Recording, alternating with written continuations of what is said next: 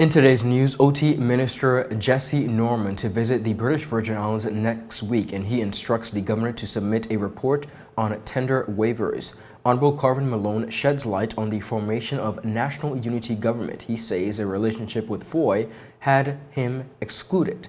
BVI completes UN vice chairmanship at the ECLAC regional meeting, and Truss resigns as the UK PM after just 45 days. She becomes the shortest serving PM in UK history. Alongside that, the Deputy Governor's office has been called out for rushing important legislation, says proper consultation needed, says Honorable Flax-Charles. We have the details of this and so much more when 284 News returns.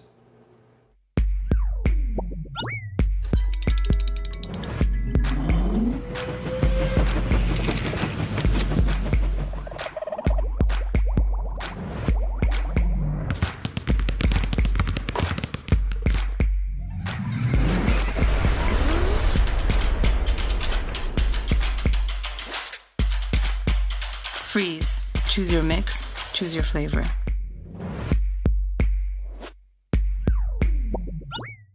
You value traditions. Today, You value music. You value education. Family. I love you. Service. Thank you. You're welcome. Love. Life. At Popular, we're committed to you and everything our community values.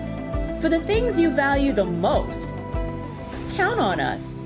Popular.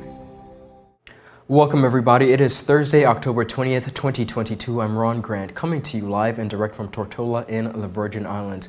A happy Thursday to each and every one of you. I want to take this opportunity to thank you so much for joining us. Beginning our newscast on the local scene, Junior Minister for Trade, the Honorable Shireen Flax-Charles, has called out the Office of the Deputy Governor for failing to provide proper public consultation on important pieces of legislation brought before the House of Assembly from their office. At the time, Flax-Charles was contributing to debates on the Jury Act, which she said was needed and continues to need more consultation.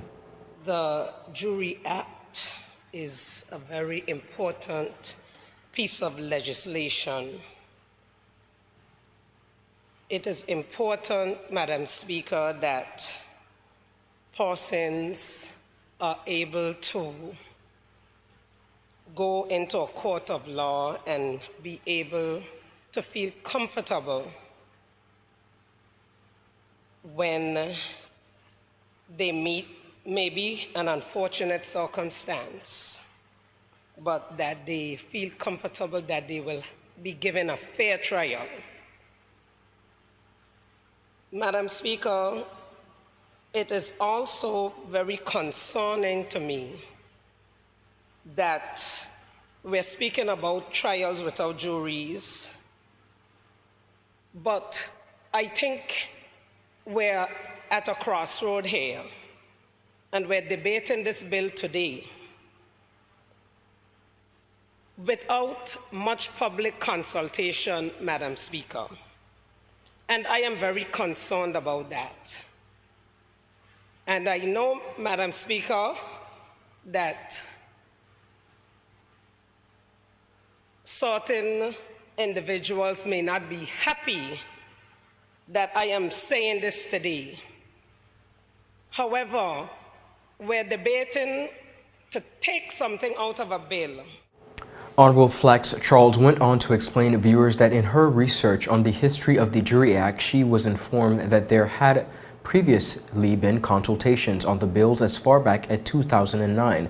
But despite her best efforts to request evidence of these consultations being held, she said she is yet to be furnished with such evidence.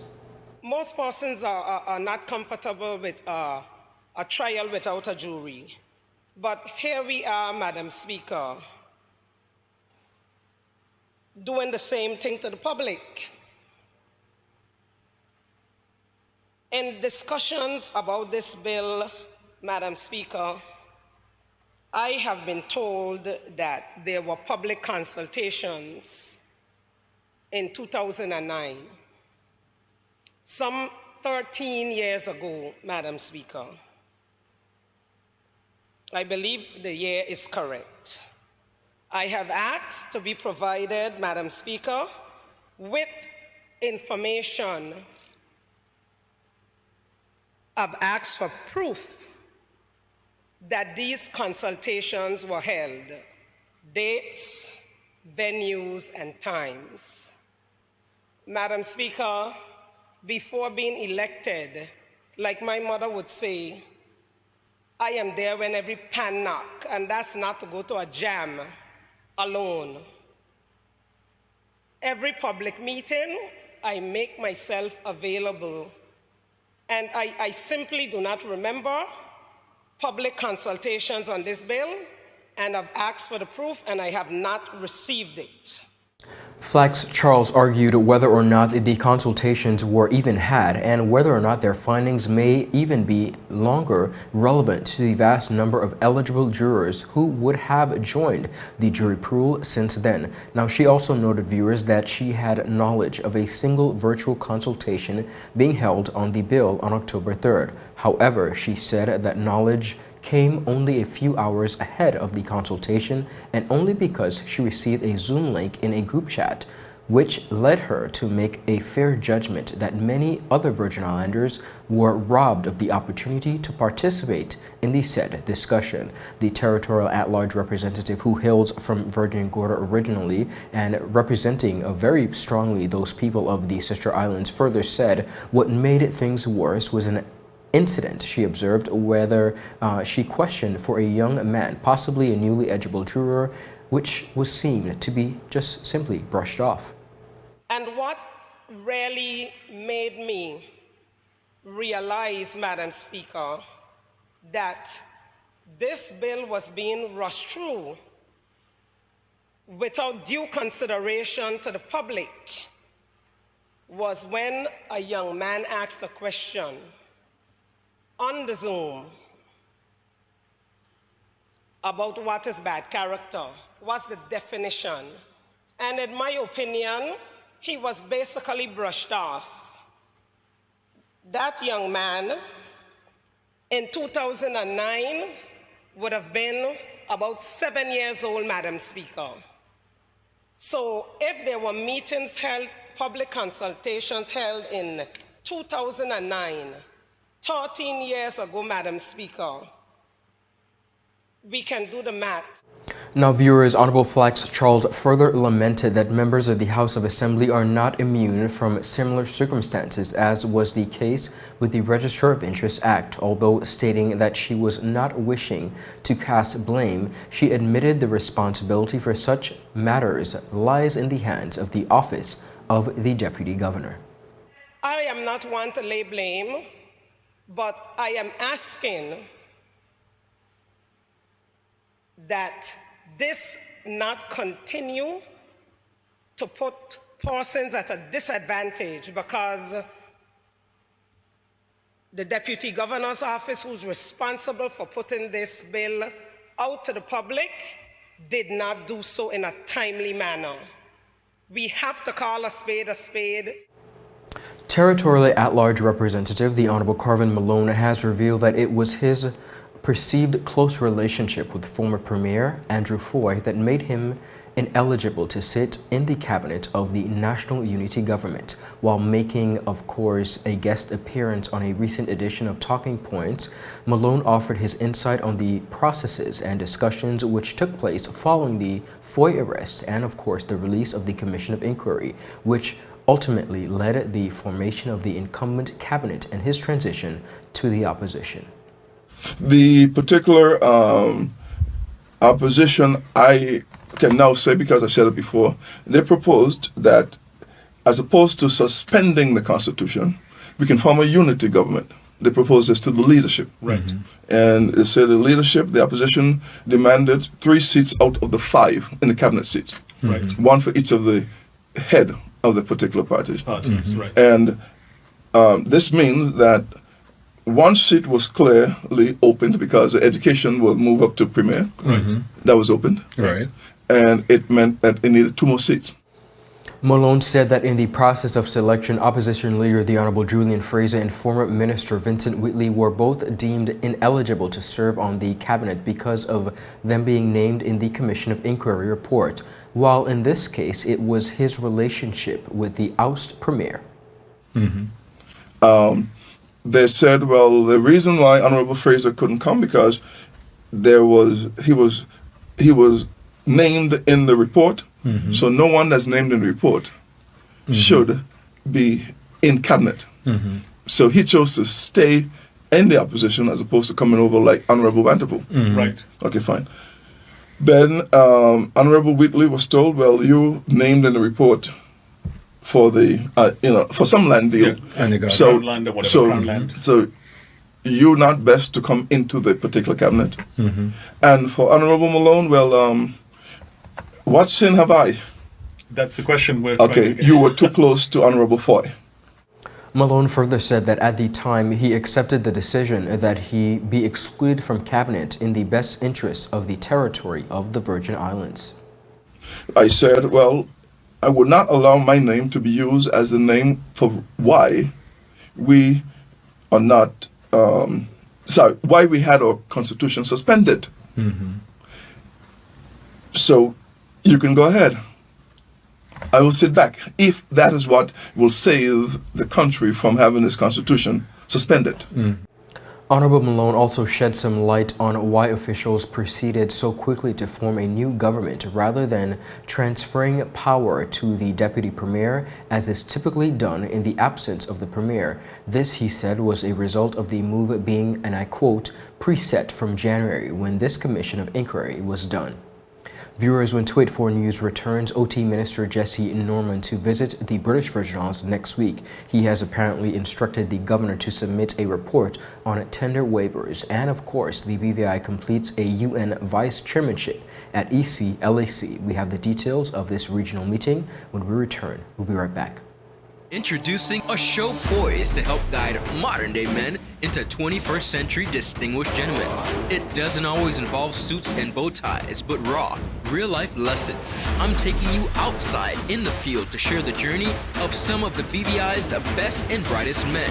From East End to West End, Virgin Gorda to Jos Van Dyke, not forgetting Anegada. Our Virgin Islands gentlemen are doing the damn thing. We are the movers and shakers of this generation. The Art of a Distinguished Gentleman. Season 4 by yours truly, Ron Grant. Raising a generation of greatness. Wednesdays at 8 p.m. on 284 Media.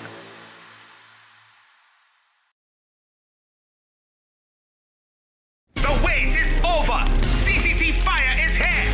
Experience ultra-fast downloads, seamless streaming, and even more reliable connectivity on an all-new fire-blazing super-fast CCT Fiber network. CCT Fire, bring it home and upgrade today. There's a reason you get up on a morning. A reason you pick yourself up, start the day. Maybe it's sheer grit. Maybe it's your ethics. Maybe it's because you know people like you are waiting. For people just like you.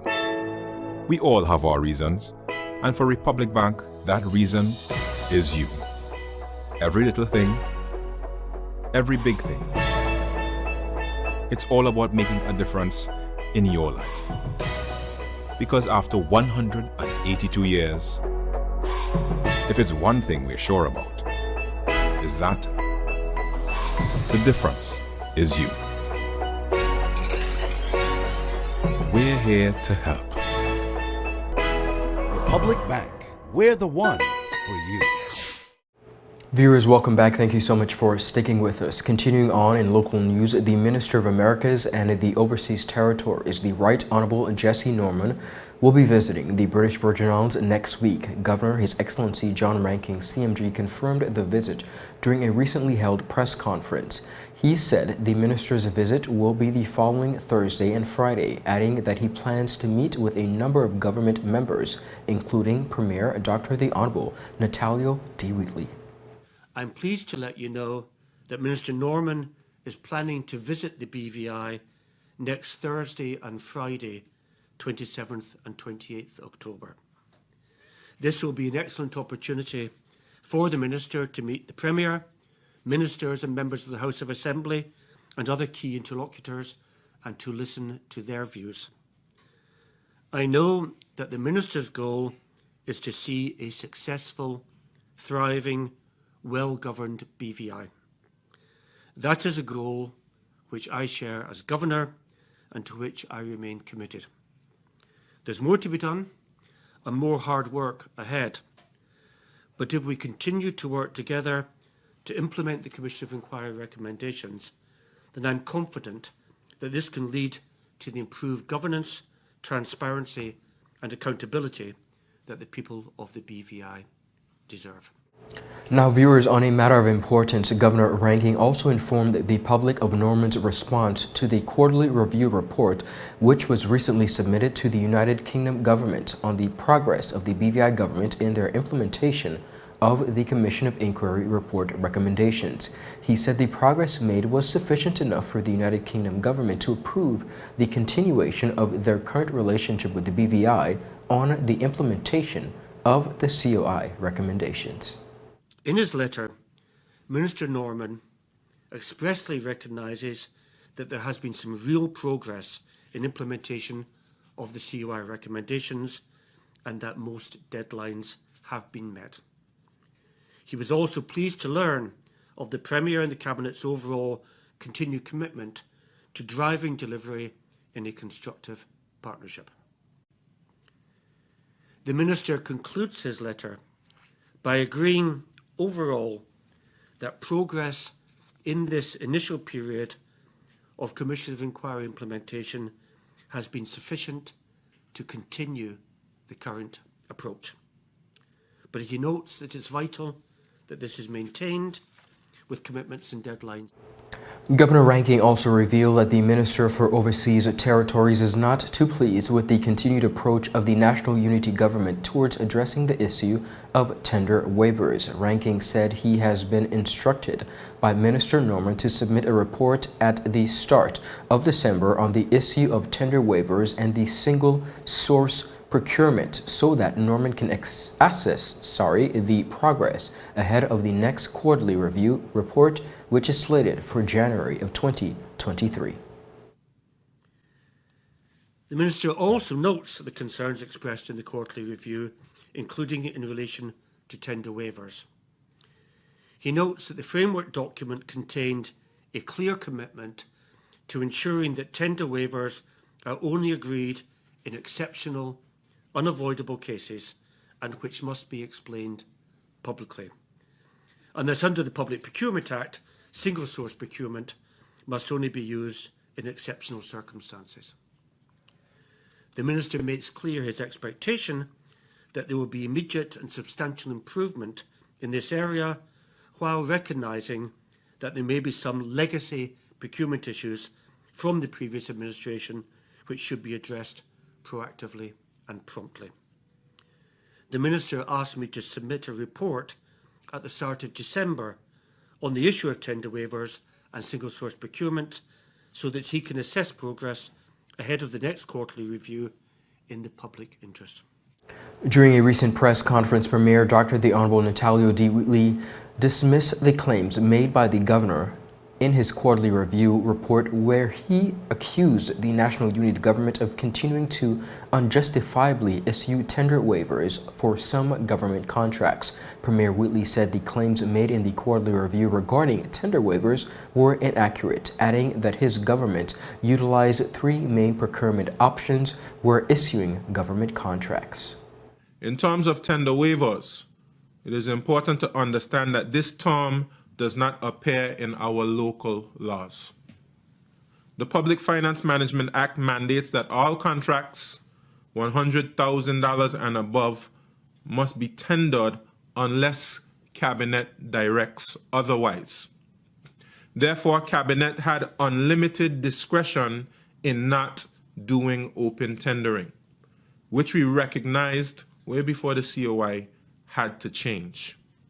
Way before the COI, we were in the process of developing a stand-alone procurement act to modernize our legislative framework on procurement. Premier Wheatley also sought to explain the three procurement options, which included open tendering, restricted tendering, and single-source procurement. We now have in place the Public Procurement Act, which gives clear guidelines on how procurement is to be done and has removed the open discretion which previously existed. Procurement can be done through either open tendering, restricted tendering, or single-source procurement for the most part. The circumstances in which each can be done is clearly defined in the law and the regulations, and is supposed to improve competitive bidding, value for money, and transparency. Single-source procurement is not the equivalent of a quote-unquote tender waiver. The legislation clearly defines the instances where it is not necessary to go through an open tender. For example, contracts for emergencies or contracts for national security matters do not have to go through open tendering. Viewers, we're going to take a quick commercial break and we'll be right back with 284 News. So you're saying I can ask this cat any question? The cat is connected to the computer. You just type in the question, it will read his mind.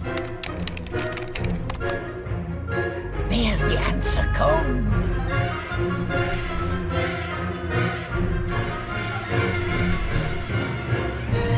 You're the man! I've been looking for this for weeks. Is business slow, cash flow down, hosting an upcoming event? We can help. Advertise with 284 Media and take your business or event to the next level by enhancing your present marketing and messaging strategies. Allow our team of experts to create a personalized ad that sets your business apart from all the rest. This could be your business or event. So, what are you waiting for? Contact our marketing team at 284media@cctbvi.com. Advertising with us works. Brilliant Hands and Minds Tutoring Services, one-on-one tutorials in math and English, intense homework assistance, academic enrichment, school projects, effective communication and public speaking development, sign language for adults and children on Saturdays only. Registered with the Virgin Islands High School Certificate Program, Brilliant Hands and Minds can help you too. Offering intense curriculum-based training to help you or your loved ones get their high school diploma. It's time to make your family's education a #1 priority. Hurry, space is limited. Brilliant Hands and Minds Learning Center. We are the trained education professionals.